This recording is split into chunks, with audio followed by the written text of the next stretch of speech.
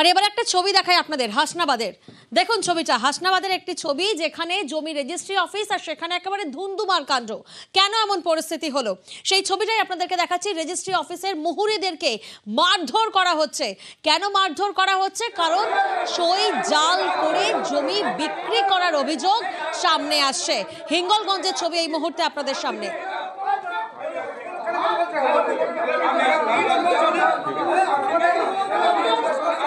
তাই এরকম বেআইনি কাজ কেন করলেন?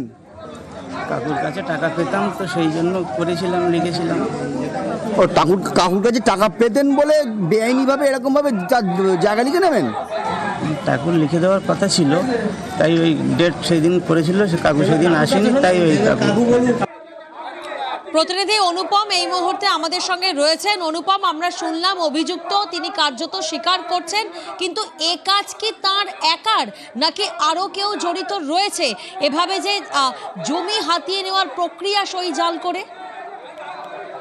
দেখো প্রিয়াঙ্কা, এখানে সব থেকে বড় প্রশ্ন, তার কারণ হচ্ছে এই যে উৎপল বৈদ্য যার জমি হাতিয়ে নিয়েছে, তার ভাইপো রুদ্র বৈদ্য যাদের বাড়ি হিঙ্গলগঞ্জের গোবিন্দকাটিতে, এইখানে সব থেকে বড় প্রশ্ন হচ্ছে রুদ্র বৈদ্য কি করে তার কাকার জমি হাতিয়ে নিল। তার কারণ একটা জমি রেজিস্ট্রি করতে গেলে সই লাগে, ছবি লাগে, 5 আঙুলের ছাপ লাগে। তারপরেও কি করে এই জমি তিনি বেনামে করে নিল, এবং একাধিকবার কিন্তু একাধিক জায়গা থেকে কিন্তু এরকম প্রশ্ন কিন্তু বারবারই কিন্তু উঠে আসে, এবং সেই তার কিন্তু সত্যতা আজকে কিন্তু প্রমাণিত হলো এই হাসনাবাদের যে রেজিস্ট্রি অফিসে রুদ্র বৈদ্য তিনি কিন্তু প্রমাণ করে দিলেন যে বেআইনি ভাবে জমি লিখিয়ে নেওয়া যায়।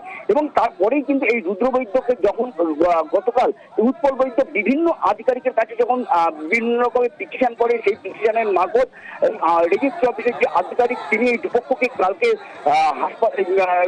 এখানে রেজিস্ট্রি অফিসে ডাকেন, এবং তখনই কিন্তু এলাকার মানুষ এবং যেসব যেখানে তারা রয়েছিল তারা কিন্তু ক্ষেপে গিয়ে, তারা কিন্তু রেগে গিয়ে এই যে ভাইপো রুদ্র বৈদ্য তার উপরে আক্রমণ চালায়। তাকে একেবারেই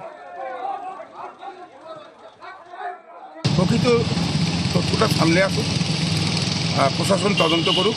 আমি প্রশাসনের সঙ্গে কথা বলেছি, এবং যে যারা অপরাধ, যারা এই বিষয়গুলোর সঙ্গে যুক্ত আছে বা এই বিষয়গুলো হচ্ছে, তাদেরকে চিহ্নিত করে শাস্তির ব্যবস্থা করা। অবশেষে মিটতে চলেছে জলের সমস্যা। কোথায়? ছবিটা আপনাদেরকে দেখায়। দেখুন, সুখা জেলা পুরুলিয়া, সেই পুরুলিয়ার ঝালদায় মিটছে জলের সমস্যা। ঝালদার পুরো এলাকায় সেখানে সুবর্ণরেখা জল প্রকল্পের কাজ শুরুর উদ্যোগ নেওয়া হয়েছে। কিভাবে হচ্ছে কাজ, কতদিনের প্রকল্প? প্রতিনিধি ইন্দ্র এই মুহূর্তে আমাদের সঙ্গে রয়েছেন। ইন্দ্র, কত বছরের মধ্যে অর্থাৎ কতদিনের প্রকল্পের এই কাজ শেষ করার টার্গেট?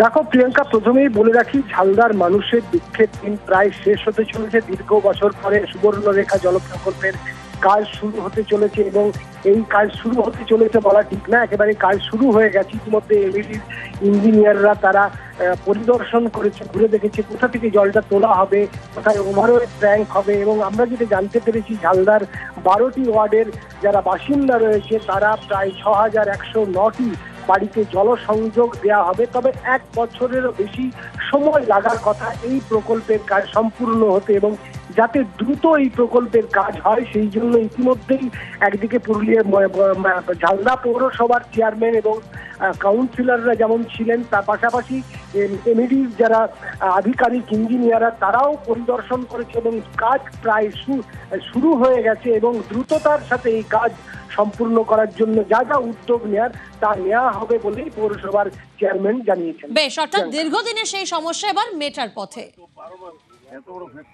জায়গাগুলো পরিদর্শন করা হচ্ছে, টেন্ডার অলরেডি হয়ে গেছে, আজ পরিদর্শন হচ্ছে। এরপরে 5-7-10 দিনে এস্টিমেট ড্রয়িং তৈরি হয়ে এটা এমইডিতে জমা পড়বে, তারপরে বাস্তবায়িত ফিল্ডে কাজ শুরু হবে। এটা সম্পূর্ণ হলে কি সুবিধা হবে? ঝালদা ওয়াটার সাপ্লাই বাড়িতে বাড়ি কানেকশন হবে 6209টা কানেকশন। আশা করি 1 বছরের মধ্যে কমপ্লিট করতে পারবো আমরা। সুখা জেলা পুরুলিয়া, গরম এলেই জলের সমস্যা। পুরুলিয়ার ঝালদা পুরো এলাকাতেও জলের সমস্যা দীর্ঘদিনের। সেই জল কষ্টের দিন এবার কাটতে চলেছে। 12টি ওয়ার্ড নিয়ে ঝালদা পুরসভা। এই পুরো এলাকায় বাড়ি বাড়ি কল নেই, রাস্তার কল বড় ভরসা। আরশা ব্লকের মাগুরমারি জলাধারের জলে তেষ্টা মেটে। অভিযোগ, সেই জলও সবসময় পাওয়া যায় না। এই সমস্যা মেটাতে উদ্যোগী ঝালদা পুরসভা। তারা ঠিক করেছে সুবর্ণরেখা নদীর জল পরিশ্রুত করে বাড়ি বাড়ি দেওয়া হবে। এর জন্য বরাদ্দ করা হয়েছে 42 কোটি টাকা। ইতিমধ্যে টেন্ডারের কাজ শেষ, শুরু হয়েছে মাপজোক। জল সমস্যা যেভাবে ঝালদাতে আছে তাদের জল সমস্যা মেটানোর জন্য সুবর্ণরেখা প্রকল্পের মতন প্রকল্প যদি বাস্তবায়িত হয় তাহলেই ঝালদার জল সমস্যাটা মিটবে। যাই হোক, একটা শুভ সূচনা আমরা পেয়েছি এবং এই সুবর্ণরেখা জলের যে মানুষের দীর্ঘদিনের চাহিদা খুব তাড়াতাড়ির মধ্যে সেটা বাস্তবায়িত হতে চলেছে। ইতিমধ্যে আমাদের যে টেন্ডার প্রক্রিয়া ছিল এই সুবর্ণরেখা জল প্রকল্পে তা সম্পূর্ণ হয়ে গেছে। 2 বছরের মধ্যে কাজ শেষের টার্গেট। তারপরেই বাড়ি বাড়ি কল, আর কল খুললেই জল। তারই অপেক্ষায় ঝালদা। জল আরম্ভ হয়েছে, শুনছি টেন্ডারও ধরা হয়েছে, বলি কতটা কাজ আগাবে। হিসাবে যদি হয়ে যায় তো খুবই খুশি হব আমরা। ঝালদা থেকে ইন্দ্রজিৎ মণ্ডল, নিউজ 18 বাংলা। আর এবার আপনাদেরকে ঘাটাল হাসপাতালের একটা ছবি দেখাবো। দেখুন, ঘাটাল হাসপাতাল, সেখান থেকে হয়রানির অভিযোগ সামনে আসছে। কি সেই হয়রানি? হাসপাতালের রাস্তা আটকে চলছে বেনিয়মে পার্কিং। রাস্তা আটকে বাইক পার্কিং করা হচ্ছে। প্রশাসন কি কিছুই জানে না, বা হাসপাতাল কর্তৃপক্ষ কি কিছুই দেখতে পাচ্ছেন না? প্রতিনিধি সুকান্ত এই মুহূর্তে আমাদের সঙ্গে রয়েছেন। সুকান্ত, এভাবে হাসপাতালের রাস্তা আটকে যে সারি সারি বাইক দাঁড় করানো হয়েছে, হাসপাতাল কর্তৃপক্ষের কি নজরে এসেছে? দেখো প্রিয়াঙ্কা, হাসপাতালের যে জায়গায় এই বাইকগুলি রাখা হয়েছে সেই জায়গাতে কিন্তু দেওয়ালে বড় করে লেখা রয়েছে যে এই রাস্তাতে কোনো রকম বাইক বা সাইকেল রাখিবেন না। এইভাবেই কিন্তু দায়ী সেরেছে ঘাটাল হাসপাতাল কর্তৃপক্ষ। কিন্তু এই রাস্তা, অর্থাৎ ঘাটাল সুপার স্পেশালিটি হাসপাতাল যাওয়ার জন্য ঘাটাল মহকুমা হাসপাতাল থেকে যে সেটের রাস্তা তৈরি করে দেওয়া হয়েছে, এই রাস্তার 2 ধারে কিন্তু বাইক রাখা হয়েছে। শুধু তাই নয়, হাসপাতাল কর্মীরা হাসপাতালের ভিতরেও বাইক ঢুকিয়ে দিচ্ছেন। তাদের দাবি যে বাইক রাখার কোনো জায়গা নেই, তাই এইভাবেই তারা বাইক রাখছেন। এক কথায় কিন্তু খতিয়ে দেখে ব্যবস্থার আশ্বাস হাসপাতাল কর্তৃপক্ষের, ব্যবস্থার আশ্বাস ঘাটালের মহকুমা শাসকেরও। হসপিটালের ভিতরে বাইক রাখার যেখানে গেটে লেখা আছে যে কোনো রকম গাড়ি রাখা চলবে না, সেখানে রাখছেন কেন? সেরকমভাবে তো আমাদের এখানে কোনো রাখার জায়গা নেই, মানে সব স্টাফেরাই রাখেন? সেরকম নয়। হসপিটালের ভেতরেই যে গেটে লেখা আছে যে কেউ বাইক রাখবে না, সেক্ষেত্রে অভিযোগ পেয়েছি, আমি সুপারকে বলবো এবং ব্যবস্থা নেওয়া হবে। এভাবে যে লোকালয়ে যখন তখন হাতির দল চলে আসে এই মরশুমে, অর্থাৎ ধান ভুট্টার মরশুমে, তাই জন্যই তো নজরদারি রাখাটা অত্যন্ত জরুরি। আর এবার হাতির গতিবিধিতে নজর রাখতে সিসি ক্যামেরা ইনস্টল হচ্ছে। কার্শিয়াং ফরেস্ট ডিভিশনে সিসি ক্যামেরা ইনস্টলেশন প্রসেস। প্রতিনিধি বিশ্বজিৎ এই মুহূর্তে আমাদের সঙ্গে রয়েছেন। বিশ্বজিৎ, ঠিক কি কি প্রক্রিয়া হচ্ছে এবার? হাতি মানুষের সংঘাত বরাবর দীর্ঘদিনের, এবং এই সংঘাত কমাতে এবার প্রযুক্তির আশ্রয় নিচ্ছে বন দপ্তর। কার্শিয়াং বন দপ্তর তার বিভিন্ন রেঞ্জ এলাকায়, যেসব এলাকায় হাতির গতিবিধি বেশি থাকে সেই সব এলাকায় সিসিটিভি লাগাচ্ছে মূলত হাতির করিডোরে, এবং সঙ্গে 24 আওয়ার্স যে কন্ট্রোল রুম তা চালু করা হয়েছে। সাধারণ মানুষের সুবিধার্থে একটি হেল্পলাইন নাম্বার জারি করা হয়েছে। পাশাপাশি বিভিন্ন যে রেঞ্জ রয়েছে সেই স্কোয়াড রাখা হয়েছে। বেশ,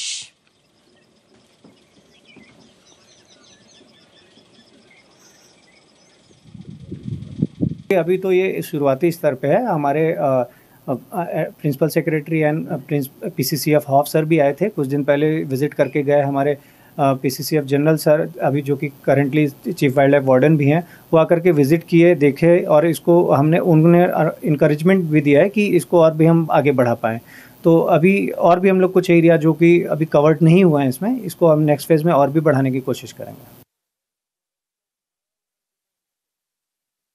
এটা ভীষণ ভালো একটা উদ্যোগ।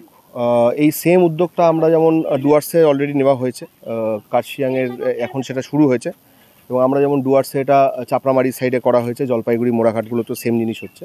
এটা বেসিক্যালি একটা এআই বেসড সিস্টেম, যেটা আমাদের মতো সংগঠনগুলো, স্ন্যাপ, এখানে এনডাব্লিউএ বা জাম্বো ট্রুপসের মতো সংগঠন, বন দপ্তরকে সাথে নিয়ে আমরা এই প্রসেসগুলো চালাচ্ছি অল ওভার নর্থ বেঙ্গল। এবং এখন অবধি যা ডেটা আমাদের কাছে আছে ফ্রম লাস্ট 7, 8, 9 মান্থস, তাতে এটা ভীষণভাবে সাকসেসফুল। কারণ খুব স্বাভাবিক, এই ধান ভুট্টার মরশুমে হাতি লোকালয়ে চলে আসবে বা তাদের খাবারের খোঁজে। তার জন্য তো সিসি ক্যামেরা ইনস্টলেশন হচ্ছে, নজরদারি হচ্ছে। কিন্তু লোকালয়ে এসে যখন তাণ্ডব চলে তখন তো অভিযোগও আরও অনেক হয় যে বুড়ো মানুষের সংঘাত চলে। তাই এবার লোকালয়ে হাতি, গন্ডার, বাইসনের তাণ্ডব রুখতে ঘাস জমি। অভিনব উদ্যোগ কোথা থেকে নেওয়া হয়েছে? জলদাপাড়া জাতীয় উদ্যানের প্রতিনিধি রাজকুমার এই মুহূর্তে আমাদের সঙ্গে রয়েছেন। রাজকুমার, কি উদ্যোগ নেওয়া হচ্ছে? দেখো প্রিয়াঙ্কা, প্রথমত 216 বর্গ কিলোমিটার এলাকা জুড়ে যে জলদাপাড়া জাতীয় উদ্যান, সেই জাতীয় উদ্যানে নতুন করে তৃণভূমি প্রায় 300 হেক্টর জমিতে তৃণভূমি অর্থাৎ ঘাসের চাষ করা হচ্ছে। এই 300 হেক্টর জমিতে ঘাসের চাষ করার জন্য ইতিমধ্যেই জলদাপাড়া জাতীয় উদ্যান কর্তৃপক্ষ 14টি নার্সারি তৈরি করেছে। এই নার্সারিগুলো 20 হেক্টর জমিতে অবস্থিত হয়েছে এবং এই 14টি নার্সারিতে 12 রকমের ঘাসের চাষ হচ্ছে। যে ঘাসগুলো জলদাপাড়া জাতীয় উদ্যানের হাতি, বাইসন, গান্ডরের খুব পছন্দের ঘাস, সেই ঘাসগুলো চাষ করা হচ্ছে। এতে দুটো কাজ হবে, এক হচ্ছে খাদ্য শৃঙ্খলের যে বৈচিত্র্য, সেই বৈচিত্র্য আসবে এবং লোকালয়ে খাদ্যের জন্য যে তৃণভোজীরা আছে অর্থাৎ হাতি, গন্ডার, বাইসন বেরোনো কমবে বলে দাবি করছে বন দপ্তর। জলদাপাড়াতে 400 হেক্টর প্ল্যান্টেশন করছি, যার মধ্যে 300 হেক্টর হচ্ছে আমাদের গ্রাস প্ল্যান্টেশন। তো এবারে আমরা গ্রাস প্ল্যান্টেশনের ক্ষেত্রে মূলত জোর দিচ্ছি স্পিসিস ডাইভার্সিটির ওপরে, কারণ সেই জন্য এবারে আমরা প্রায় 12 রকম যেটা ফডার গ্রাস বা যেটা তৃণভোজী প্রাণীরা খাদ্য হিসেবে গ্রহণ করে, এরকম 12টা প্রজাতির গ্রাসকে আমরা নার্সারিতে তৈরি করেছি। এজন্য আমাদের বিভিন্ন রেঞ্জ, বিট বা ক্যাম্প যেগুলো রয়েছে সেখানে প্রায় সর্বমোট 20 হেক্টর মতন শুধু নার্সারিতেই আমরা স্টক তৈরি করেছি, যাতে আমরা ভবিষ্যতে এগুলোকে প্ল্যান্টেশনের সময় লাগাতে পারি। আর এবার আপনাদের মুর্শিদাবাদের নবরত্ন শিব মন্দিরের ছবিটা দেখাবো। প্রায় 500 বছরের পুরনো এই মন্দিরের গায়ে ইতিহাসের গন্ধ এখন বয়সের ভারে ধুঁকছে। এবার সেই মন্দিরই সংস্কারে উদ্যোগী মুর্শিদাবাদ জেলা প্রশাসন।